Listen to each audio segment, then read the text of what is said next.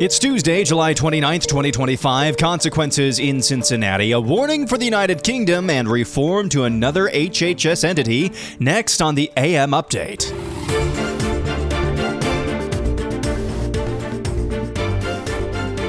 A police officer and one other person were shot at an office skyscraper in Midtown Manhattan Monday evening, according to law enforcement. That's in New York City, of course. Shooting occurred at the lobby of 345 Park Avenue in Manhattan. The gunman, armed with an assault rifle, shot a police officer. A bystander was also struck by the gunfire. NYPD Commissioner Jessica Tisch said just before 8 p.m. the shooter was neutralized and the scene had been contained. The suspect, as of Monday evening, had not officially been identified. A motive for the shooting was also not yet clear.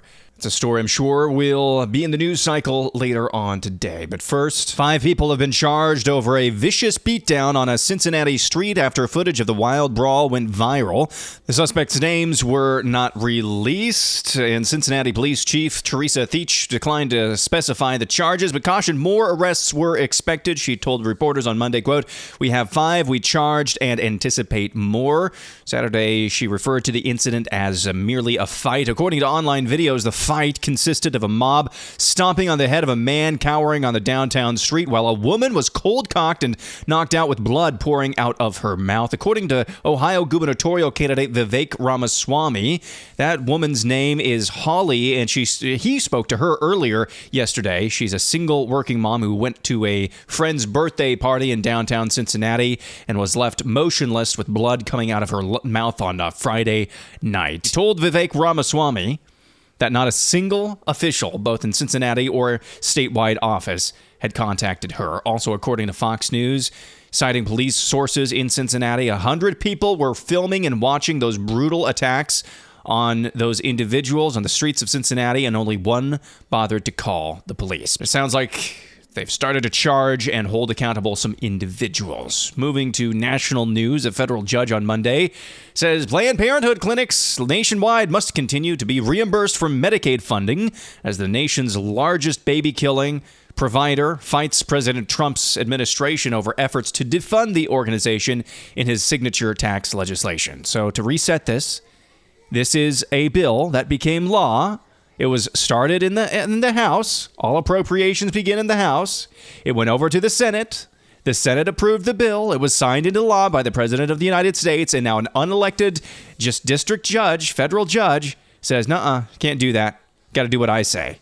The new order replaces a previous edict handed down by U.S. District Judge Indira Telwani. We've said her name before in Boston last week. Telwani initially granted a preliminary injunction specifically blocking the government from cutting Medicaid payments to Planned Parenthood members that didn't provide baby-killing services or didn't meet a threshold of at least $800,000 in Medicaid reimbursements in a given year. So yet again, the latest rogue judge just saying, nope, the will of the people, screw you, I'm king. Back in Scotland, during Trump's visit to the United Kingdom with various European leaders. Prior to that visit, he actually told reporters and gave the UK a stark warning when it comes to immigration. I mean, there's a couple of things I could say, but on immigration, you better get your act together.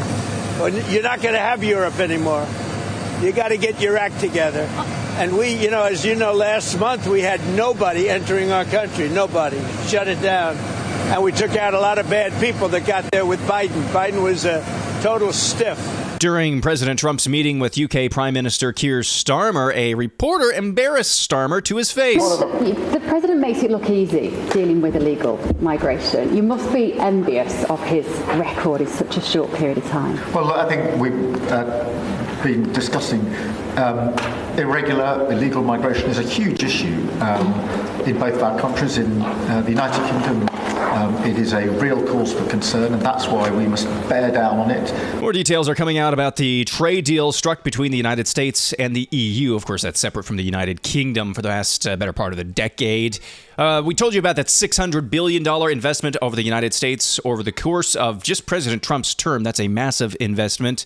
The Trump administration is also touting the tariff barriers that the European Union is lowering for basically all American industries, and non-tariff barriers, how those are coming down as well. Just judging from some of the reaction from Europeans, they are not happy.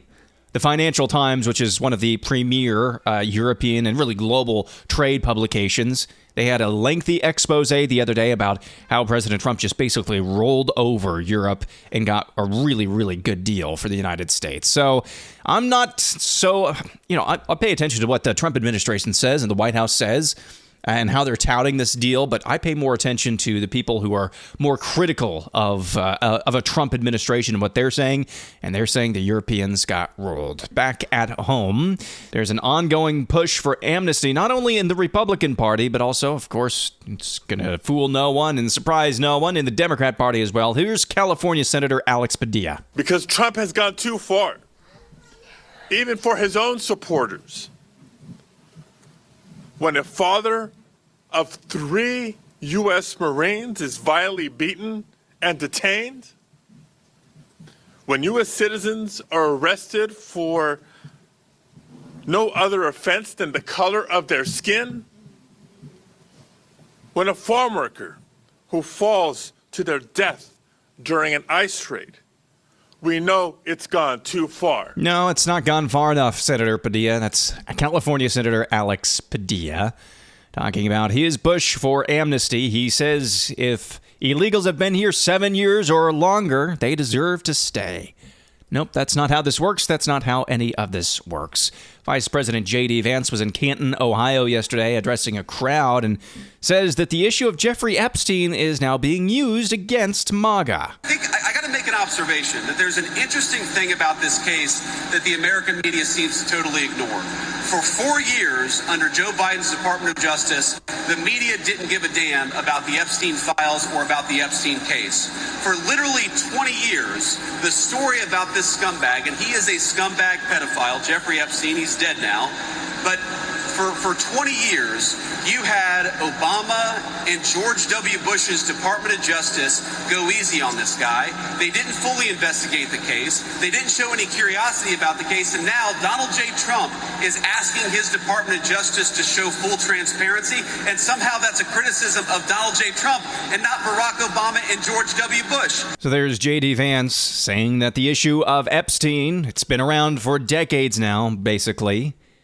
He says that the blame and the lack of transparency is being misplaced. Moving on, Ghislaine Maxwell. It's being reported that the former girlfriend of Jeffrey Epstein and close confidant is going to take up her pending appeal to overturn her sex trafficking conviction at the Supreme Court. Maxwell's attorney told the justices in a new brief, quote, "The case is about what the government promised, not what Epstein did." Maxwell was sentenced to 20 years in federal prison in 2022 for carrying out a years-long scheme with Epstein to groom and sexually abuse underage girls. She's recently met with Deputy Attorney General Todd Blanche for questioning amid a political firestorm. Of course, that's ongoing. Remember Beto O'Rourke before we get to the break here? Here he is on an unhinged rant, which is totally on brand for unhinged Beto, talking about the most predictable thing of all. From the moment that he was appointed chancellor in January of 1933, it took Adolf Hitler only 53 days to destroy German democracy. And at every turn in those 53 days, every time he defied the German Constitution. Let me guess. Every time let me guess. It's taking all 5 synapses in my brain to try to make an educated conclusion about where this is going. But I think Beto O'Rourke might be trying to make a connection here and man, I lost my train of thought. Yeah. I think he might be making a connection that he thinks that Hitler is just like Trump and vice versa. I think that might be where this is going. Ceded his lawful authority every single time he tried to run past the rule of law. The German press, the German politicians, and most importantly, the German public did far too little, far too late. In 53 days, he went from a buffoonish thug who could barely hold power to the I wonder where this is going. And dictator of the German people. In the 6 months since Donald Trump... Called it. Yep, called it. He thinks Trump is Hitler. More at 11. When we come back, there's an under-discussed HHS entity that RFK Jr. wants to reform. Also, Bill Maher admits he was wrong about something. That's coming up next.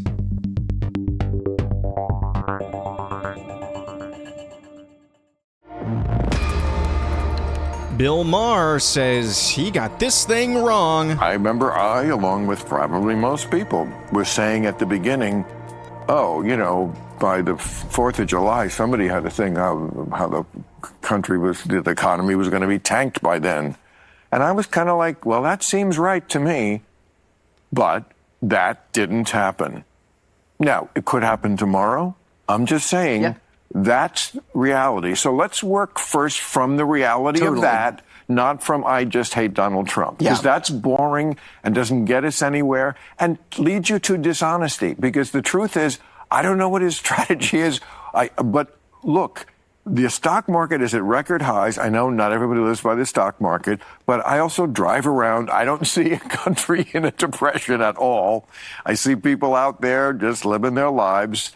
And I would have thought, and I got to own it, that these tariffs were going to sink this economy by this time, and they didn't. So, how do we deal with that fact? Because that's the fact. Yeah. As Bill Maher admitting he was just wrong about tariffs. See, it's not that hard. All the panicans listening, and yes, I actually do like the term panicking. I do like the term. The term panicking has a nice ring to it. It's not that hard. See, there's Bill Maher, who will be as accommodating as possible for somebody who's a liberal like himself, accommodating and just honest about things like this when it comes to right-wingers. And then he'll turn around in the next presidential election and say, hey, we got to vote for the communists. The Republicans are just that bad. He's going to do that next election cycle. I hope I'm wrong, but I think he's going to do that. But if even somebody like him can say, we were wrong about the tariffs, at least so far we've been wrong, it's not that hard. Because I just remember in the days after Liberation Day, I made a snide post on X because there are so many people who are just panicking. It was COVID level hysteria. I said, are the tariffs in the room with you right now? And boy, howdy, did I get raked across the coals for that.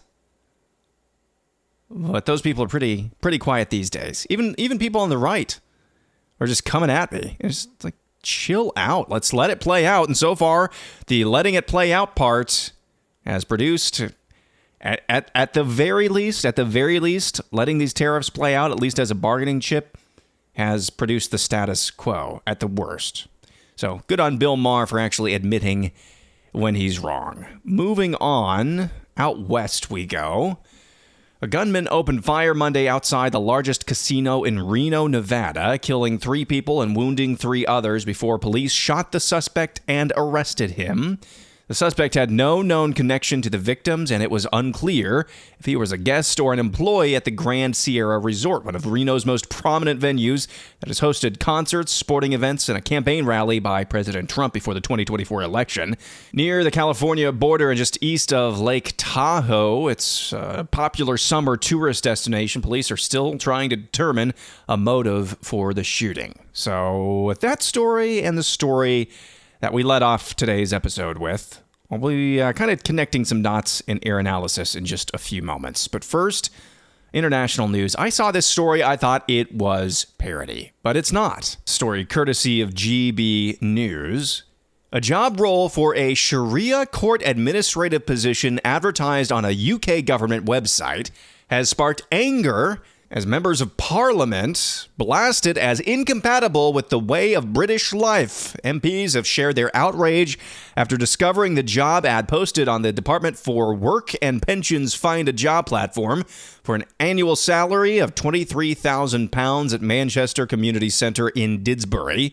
The position requires candidates to hold a degree in Sharia law and demonstrate prior experience working within Islamic courts in Muslim nations.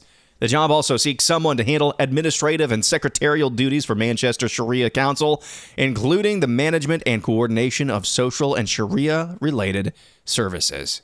Independent Member of Parliament Rupert Lowe has written to Work and Pensions Secretary Liz Kendall expressing his absolute alarm and disgust at the advertisement. His letter reads, quote, "The DWP is promoting and facilitating the embedding of a parallel legal system in the United Kingdom." Lowe argues that Sharia law has no place operating as a recognized legal framework within our country. It's fundamentally incompatible with British law and our very way of life. I saw this job posting the other day, floating around on social media. I just thought it was parody, poking fun at just how far the British Empire has fallen. But no, it is real. And might I suggest something? I don't care how small this town council is that's trying to hire a Sharia law administrator. If you've got any area of your country and you want to call yourself a part of Western civilization, any municipality, any county level government posting a job opening for a parallel legal system to the one that you're supposedly, in name only, actually operating in your country, you don't probably have a country. If I saw in my own state of Iowa a county or municipality posting a job opening for a Sharia law administrator, I just say that's the end. I mean, if we've gotten to this point where a Sharia law administrator can just slip through the cracks and be posted as a for want or help wanted sign for your local government on the taxpayer's dime, I'd say you've probably already lost your country. And now here's this. We haven't truly been able to hold big pharmaceutical companies responsible, or at least accountable, for vaccine-related injuries going back to 1986. That's the genesis of a post yesterday from HHS Secretary Robert F. Kennedy Jr., where he went down the list of just how our system works when it comes to liability for vaccine manufacturers. And he went through this program that the federal government actually opened up called VICP. That's basically a court where the government will pay out money to victims who were injured by vaccines that in many cases they were required or at least encouraged by the government to get.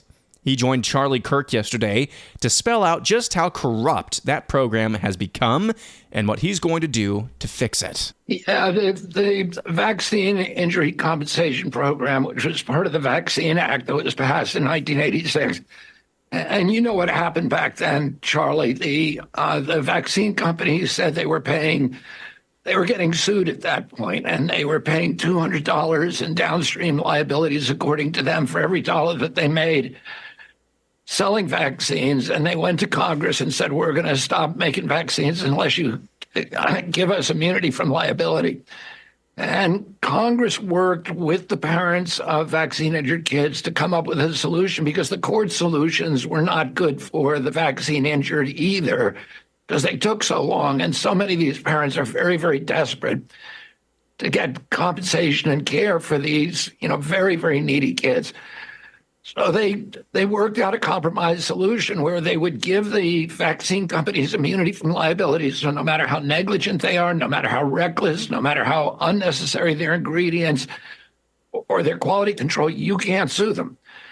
But Congress made up for that by saying that we're going to create a compensation program and a procedure by which parents can come in and quickly, generously get compensation without having to go through this whole court process.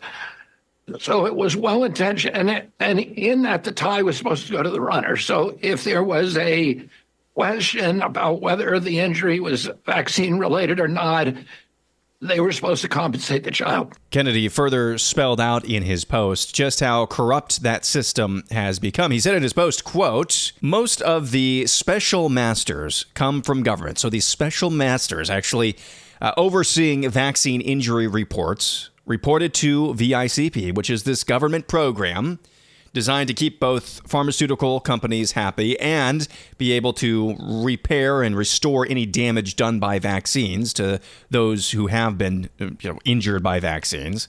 So these special masters RFK Jr. say, come from government, legal, or political posts and typically display an extreme bias that favors the government side. There is no discovery, and the rules of evidence do not apply. The government lawyers do not allow children and their attorneys access to the vaccine safety data link. That's a taxpayer-funded CDC surveillance system that houses the best data on vaccine injuries. Attorney compensation is in the hands of notoriously biased special masters and often hostile government attorneys who can leverage this power to turn petitioner attorneys against their clients' interests. So, 1986. This is when these pharmaceutical companies came to the government and said, all of these injuries that we are on the hook for, we're not going to keep making vaccines unless you just basically give us a carve out and take away all liability. All liability. So the government said, okay, sure, we'll do that. But at the same time, there are these injuries. This is the reason why you're looking for a removal of liability. We need to create a fund that we can actually restore victims of your products. And so this vaccine injured compensation fund was created, well-intentioned, as RFK Jr. said there, but as most things in the swamp have become ridiculously corrupt and not serving the purpose that it's supposed to. RFK Jr. went on to say he's looking to restore the system, clean house, and hopefully make some of the wrongs right when it comes to the vaccine injured. And finally, air analysis, slightly acidic, mostly necessary. I'm not alleging anything here, but I just want you to think about this for a little bit. Both the story that we had at the start of today's episode and the one we had a little bit later kind of share a same theme. Kind of out of nowhere, seemingly random victims, a random gunman chooses a random location and just shoots people randomly. Now, it could come out in the coming days that the Reno gunman did have a motive, that the New York City Manhattan gunman did have a motive, and that he was actually targeting people. It wasn't just random at all. But I would just submit to you, let's say we ever pissed off Iran. And for the last 4 years, up to 6 months ago, for the last 4 years, we've had a wide open southern border. Anybody can get in. Just got to make it to the border. Anybody. The original meaning of the word anybody means anybody. Anybody could come across that border. No vetting to speak of. Let's say we pissed off a pariah state like Iran. And Iran, for the last 4 years, prior to the last 6 months, has been sending anybody over our southern border. And let's say at some point we actually closed off that southern border. We were just beginning to deport all of these anybody's who came into the country. And let's just say that this pariah state, like in Iran, let's say that we pissed them off somehow. What would it look like if this pariah state like Iran just decided to unleash some sleeper cells in the United States? It might look like the 2 stories we talked about this morning. It might just look like that. It might look a little bit more professional. Who knows? And I'm not alleging anything, but when we had 2 very similar stories, just seeming no connection, well-armed individuals trying to just wreak havoc, basically just terror attacks, random victims, just kind of makes you wonder, especially, like I said, when they're on the same day. What do you think? Let me know at RealAM Update on X. That's going to do it for a Tuesday. Back at it again tomorrow. I'm Aaron McIntyre, and this is the AM Update.